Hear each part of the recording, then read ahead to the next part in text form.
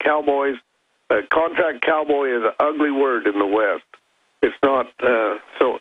But anyway, so now what we've got a lockout situation on the public lands of Clark County, Nevada.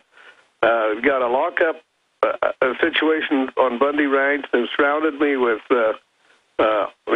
many vehicles and armed men and top surveillance, and they even have snipers placed around the area. And so we're in a lockup type situation. My cattle, they range on a large area here. It's desert, southwest desert, large area. The cattle run similar to what a deer would run or an elk on the wild. Their habitat is the same. I've been locked away from these cattle for about 3 weeks to where I haven't been able to check to see if they're having trouble with calving. It's calving season right now. The waters on this desert is very important. I have to do a lot of maintenance and making sure they have water. I haven't been able to do that.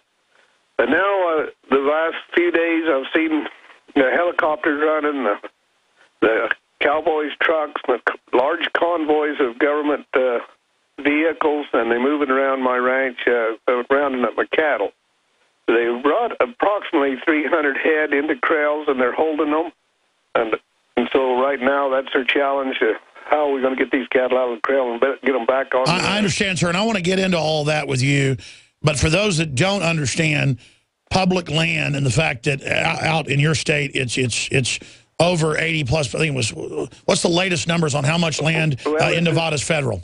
Yeah, it's approximately 90%. But when you say federal, I don't agree with that. I call this Nevada state land. How in the Constitution, how in this world could the federal government claim? Mr. Bundy, land? I agree with you. And all over the country, in areas where they've got 70, 80, 90%, in different states, they're grabbing up everything. I know. I agree with you. You were there before. It's your ranch. They showed up and declared it theirs, but you still had grazing rights. And now I guess they're going to claim your house and everything belongs to them. Explain that to people. Okay, well, I want to explain to you rights. When we talk about rights on public land. Yes, sir. Explain it to us because you're the expert.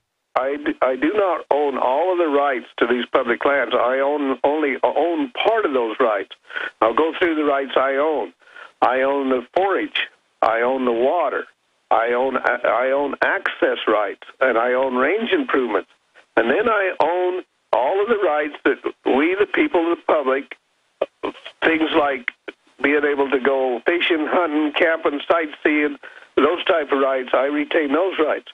Now, let me explain to you how I get rights for, say, grazing, being able to run my cattle out on this open range, a right that you don't have as a public.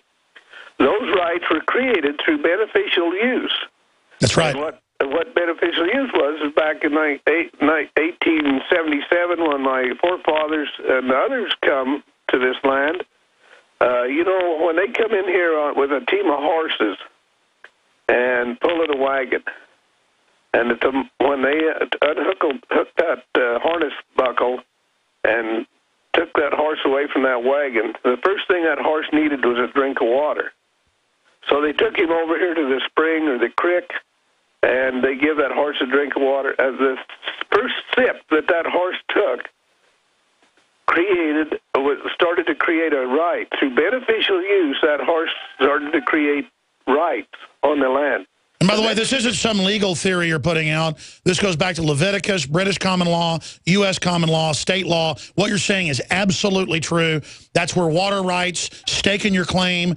If you were the first guy to go find the gold vein on land that wasn't claimed, it was yours.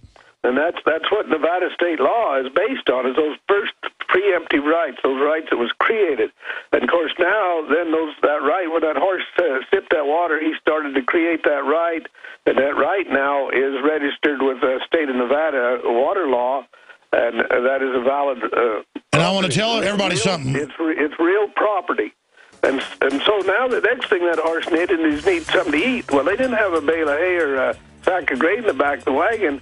They took him up the washare and started to feed him a piece of grass or a bite off of a bush, a brush, And that started to create the beneficial use of the 4-H. Mr. Bundy, we got a break. This is riveting information. I want to talk about the massing the paramilitary forces, the snipers, what you think they're going to do next, sir. Stay with us. Well, England's actually calling for licenses to have knives. I'm not joking. Butcher knives. But, sir, it's established, state law, common law. You've been using that land since your great-great-granddaddy.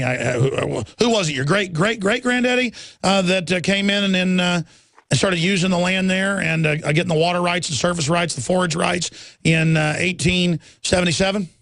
Yes, it was my great-great-great back there 5 or 6 generations ago.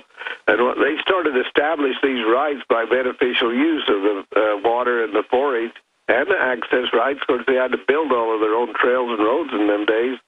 And from that time to this point in time, it's been continuously used. I say my rights are either I've inherited my rights or I've bought my rights.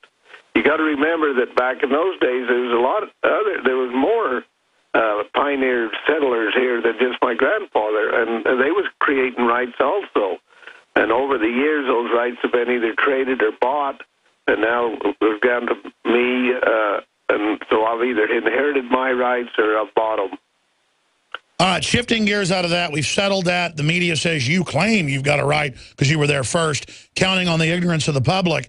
Hundreds of armed men, snipers, get into that. I saw on the news 200-foot poles with surveillance cameras, helicopters. They've got to be spending millions of dollars. They've already grabbed 300 of your head of cattle. You're not allowed to see them. I mean, describe the police state and what's going on there. And I'd imagine a lot of these cowboys and people would probably like to have a little word or two with these mercenaries. Getting on that subject, sort of sad to think that your fellow cowboys would be here stealing your cattle. And I can't really call them my fellow cowboys, but they're got the name of contract cowboys, which is a dirty name in the West. Talking to what's going on here, let's go back 2 or 3 weeks ago when we see the BLM and government people staging their pounds. They brought, lots of equipment in here, and they're staging their, approximately 200 armed men here. And they're armed not with just sidearms. They're armed with heavy military-type weapons, sniper equipment, and, of course, all the spy and high-powered cameras and surveillance equipment.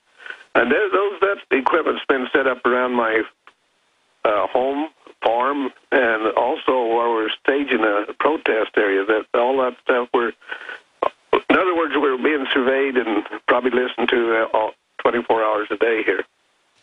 Well, sure, with the NSA, you can guarantee they're illegally listening to you right now. What do you want to say on air, sir, to the people that are spending millions of dollars to steal your cattle and destroy everybody's grazing rights nationwide? They're trying to set a precedent with you, just one man standing. What do you want to say to the establishment? Well, I'd like to talk to the public just a little bit.